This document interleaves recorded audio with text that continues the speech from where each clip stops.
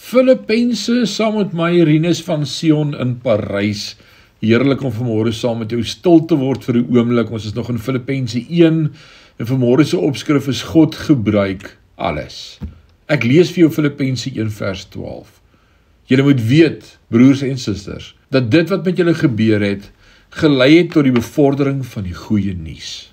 Net soos wat God 'n slingervel in Dawid se hand, 'n kruik in Gideon se hand en 'n staf in die hand van Moses gebruik het, het hy die kettinge aan Paulus se hande gebruik.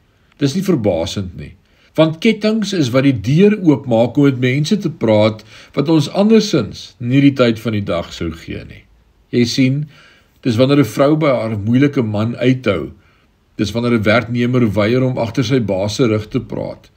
Dis wanneer 'n hoërskoolleerling gewilliglik aan sy ouers onderwerp, dat mense kennis neem en sodoende die geleentheid oopmaak vir die vrou, die werknemer en die hoërskoolleerling om die rede te deel. Hoe kan jy dit uithou en aanhou? Ek is oortuig dat die probleme, uitdagings en moeilikhede waarmee ons te kampe het, spesiaal vir ons ontwerp is. Om net een ding te doen, om ons toe te laat om ander na Jesus Christus te trek en hulle in Jesus Christus aan te moedig. Jy sê dalk vanoggend, maar my las is te swaar. Luister, God sal julle nie bo julle vermoë versoek nie.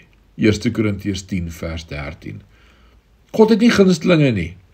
En as hy jou in 'n sekere gevangenisstraf geplaas het, is dit omdat hy jou daarvoor voorberei het en jou alles gegee het wat jy nodig het, om ook daardeur te gaan. Hou net vas aan die Here. Mag jy 'n wonderlike naweek hê, die Here seën jou. Amen.